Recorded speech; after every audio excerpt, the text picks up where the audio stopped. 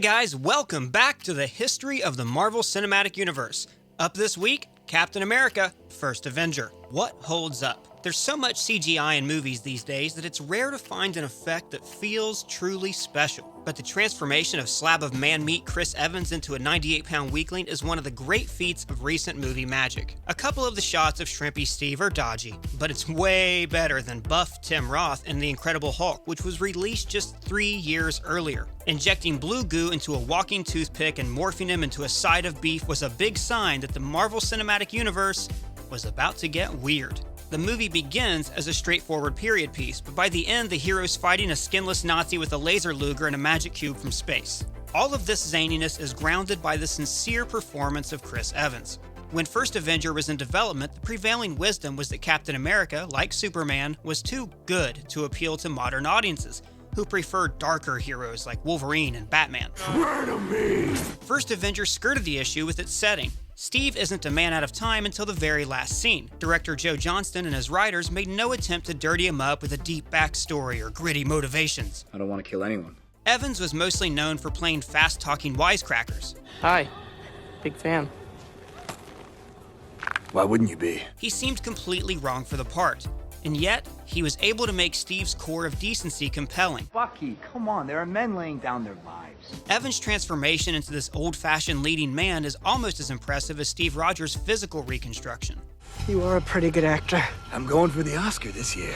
What doesn't hold up? As with Thor, the First Avenger is both strengthened and weakened by its connection to the Marvel Cinematic Universe. There are all kinds of cool threads that are introduced in the first Captain America that will become important later. In order to set up the modern-day Avengers movie, the First Avenger had to end with Cap getting frozen in ice and thawing out in the present. But that means they had to cram all of Steve Rogers' World War II adventures into 2 hours. The movie's 3 stories, Steve becoming Cap, Cap with the Howling Commandos, and his final mission against the Red Skull, are told at a breathless pace.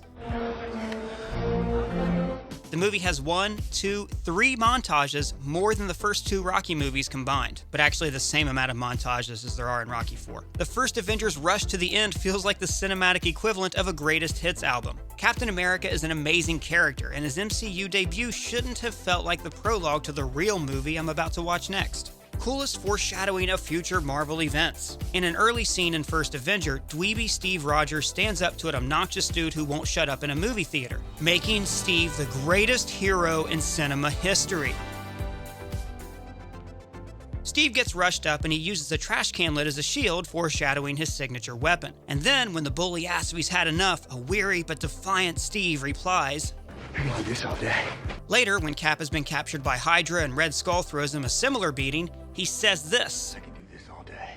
And he says it again to Tony Stark in Captain America: Civil War. I can do this all day. On one level, it's just a bit of fun character continuity, but it's also an important character trait for Steve Rogers. He's still the same guy standing up to bullies. Despite the world changing around him, he hasn't changed at all. Best Marvel Easter egg. The Red Skull's right-hand man in the First Avenger is Dr. Arnim Zola, a scientist who uses the Tesseract to create Hydra's arsenal of energy weapons. In Marvel Comics, Zola has one of the kookier looks in superhero fiction. He's a face on a screen housed in the stomach of a big robot with a camera for a head. The first Captain America included a shout-out to this design by starting a scene with a pan across a giant magnifying glass filled with Toby Jones's distorted head. The Winter Soldier would further tease this comic-accurate appearance, before forever dashing our dreams of seeing Captain America fight a Nazi Krang.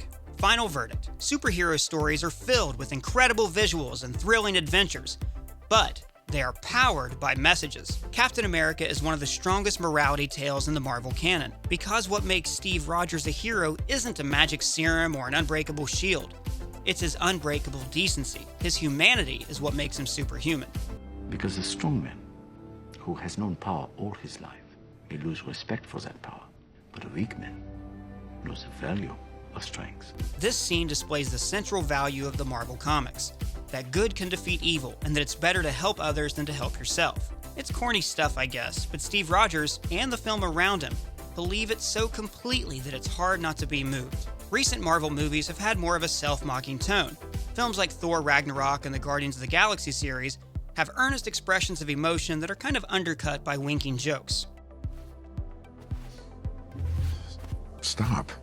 Captain America: The First Avenger feels pure. It believes in its message. It also has one of the greatest supporting casts in the MCU. Hugo Weaving channeling Werner Herzog is a terrific Red Skull. Tesseract was the jewel of Odin's treasure room. Try to look a chicken in the eye. Tommy Lee Jones as Cap's no-nonsense colonel may give the most underrated performance in Marvel history. Get your ass up out of that dirt and stand in that line at attention until somebody comes and tells you what to do. And of course, Haley Atwell is so good as Agent Peggy Carter that she became the hero of her own ABC series. I mean, this supporting cast is so good that even Marjorie Tyrell has a bit part. Director Joe Johnston, who got his start in special effects before directing movies like The Rocketeer and Jumanji, fills Captain America with touches cleverly inspired by other films. The beginning, with explorers discovering something hidden in the Arctic, is straight out of Steven Spielberg's Close Encounters of the Third Kind. The ending, with Steve and Peggy sharing a tragic final radio transmission, comes from the brilliant Powell and Pressburger production A Matter of Life and Death. That movie is about a man who inexplicably avoids certain death in a fiery plane crash, just like Steve Rogers miraculously escaped from a doomed aircraft. The First Avenger could have left Steve's fate up in the air until the Avengers. Instead, it shows how he survived in suspended animation and awoke in our era as if the previous 70 years never happened. That might have seemed like a cop-out if not for that whopper of a last line delivered with heartbreaking feeling by Evans. I had a date. It's not a perfect ending, just a good one. Hey guys, I hope you enjoyed that video. If you like what you saw, please click that subscribe button for more Marvel and other movie content. For ScreenCrush, I'm Ryan Airy.